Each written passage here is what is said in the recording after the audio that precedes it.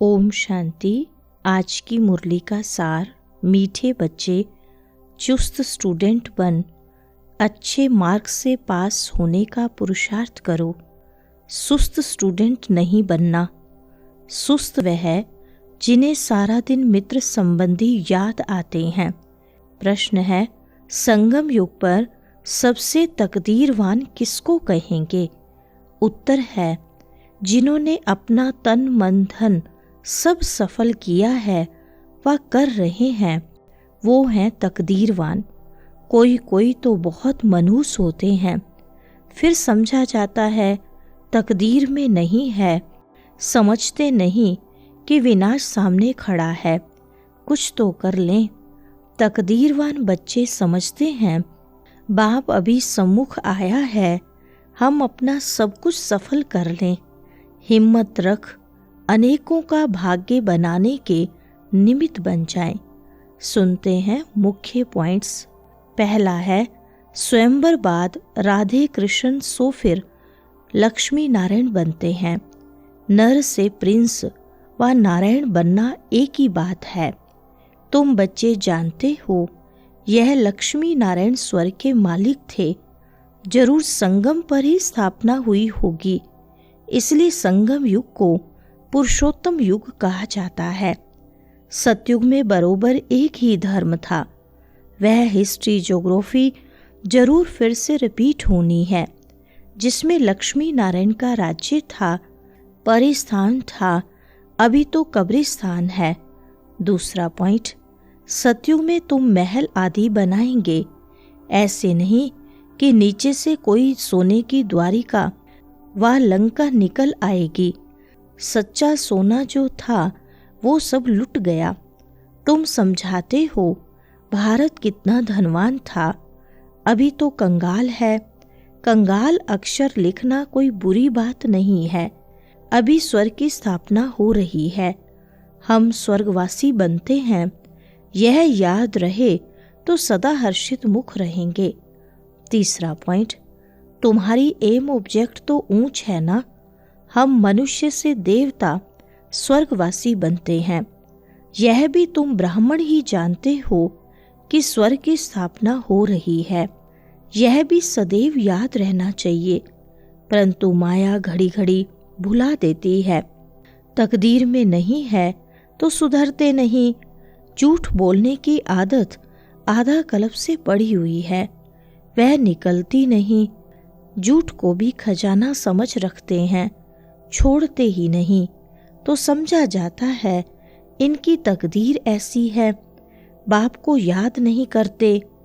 याद भी तब रहे जब पूरा ममत्व निकल जाए। चौथा पॉइंट, मित्र संबंधियों आदि को देखते हुए जैसे कि देखते ही नहीं। जानते हैं यह सब नरकवासी कब्रिस्तानी हैं, यह सब खत्म हो जाने हैं। अब हमको वापस घर जाना है, इसलिए सुख धाम शांति धाम को ही याद करते हैं। हम कल स्वर्गवासी थे, राज्य करते थे, वह गवा दिया है, फिर हम राज्य लेते हैं।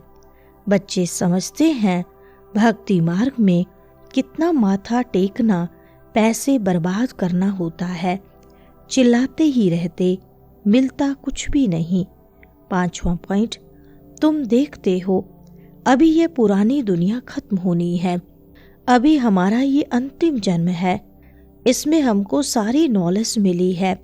नॉलेज पूरी धारण करनी है। तुम बच्चों को शुरू से लेकर अंत तक सब मालूम पड़ा है। बाकी जो रहा हुआ होगा वह भी मालूम पड़ता जाएगा। सिर्फ एक सोमनाथ का मंदिर सोने का नहीं होगा, और भी बहुतों के महल मंदिर आदि होंगे सोने के। फिर क्या होता है, कहाँ गुम हो जाते हैं, आगे चल तुमको पता पड़ जाएगा। कहते हैं सोने की द्वारिका चली गई। अभी तुम कहेंगे ड्रामा में वह नीचे चली गई, फिर चक्कर फिरेगा तो ऊपर आएगी, सो भी फिर से बनानी होगी। यह चक्र बुद्धि में सिमरण करते बड़ी खुशी रहनी चाहिए। छठा पॉइंट, यह चित्र तो पॉकेट में रख देना चाहिए। ये बैज बहुत सर्विस लायक है, परंतु इतनी सर्विस कोई करते नहीं है। तुम बच्चे ट्रेन में भी बहुत सर्विस कर सकते हो, परंतु कोई भी कभी समाचार लिखते नहीं है कि ट्रेन में क्या सर्विस की। 3rd क्लास में भी सर्विस हो सकती है। जिन्होंने कल्प पहले समझा है, जो मनुष्य से देवता बने हैं वही समझेंगे। मनुष्य से देवता गया जाता है। ऐसे नहीं कहेंगे कि मनुष्य से क्रिश्चियंस व मनुष्य से सिख, नहीं, मनुष्य से देवता बने, अर्थात आदि सनातन देवी देवता धर्म की स्थापना हुई।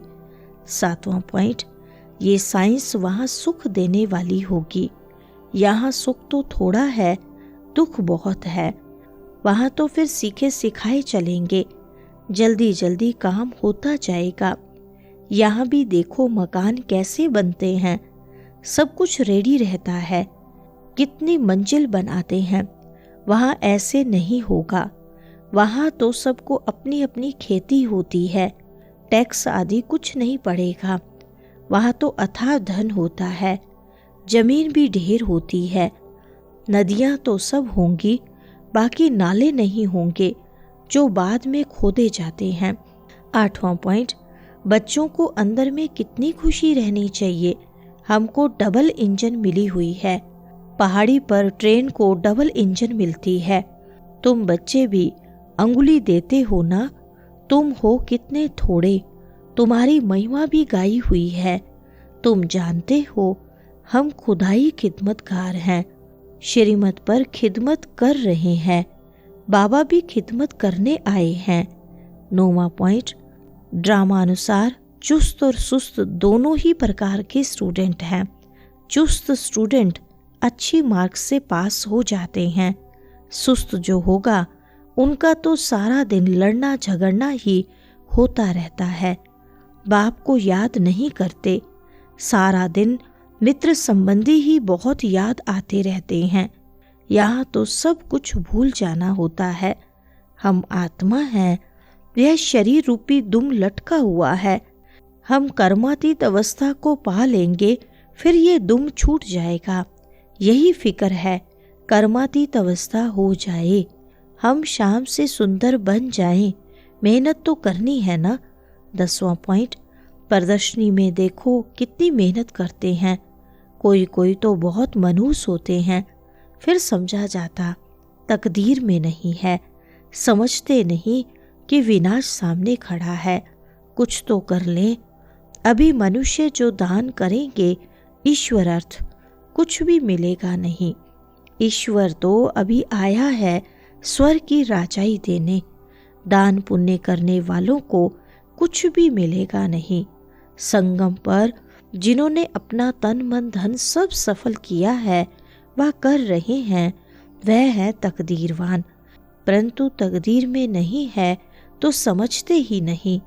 शिव जयंती संगम पर होती है। अब स्वर्ग बनाने लिए बाप मंत्र देते हैं, मन मना भव। वरदान है, कर्म भोग रूपी परिस्थिति की आकर्षण को भी समाप्त करने वाले संपूर्ण नष्टो मोहा भव। विस्तार है, अभी तक प्रकृति द्वारा बनी हुई परिस्थितियां अवस्था को अपनी तरफ कुछ न कुछ आकर्षित करती हैं। सबसे ज़्यादा अपनी देह के हिसाब किताब रहे हुए कर्म भोग के रूप में आने वाली परिस्थिति अपने तरफ आकर्षित करती है। जब यह भी आकर्षण समाप्त हो जाए तब कहेंगे संपूर्ण नष्टो मोहा। कोई भी देह की व देह के दुनिया की परिस्थिति स्थिति को हिला नहीं सके। यही संपूर्ण स्टेज है। जब ऐसी स्टेज तक पहुंच जाएंगे तब सेकंड में अपने मास्टर सर्वशक्तिमान स्वरूप में सहस्थित हो सकेंगे। स्लोगन है, पवित्रता का व्रत सबसे श्रेष्ठ सत्यनारायण का व्रत है। इसमें ही अतीन्द्रिय सुख समाया हुआ है। अच्छा, ओम शांति।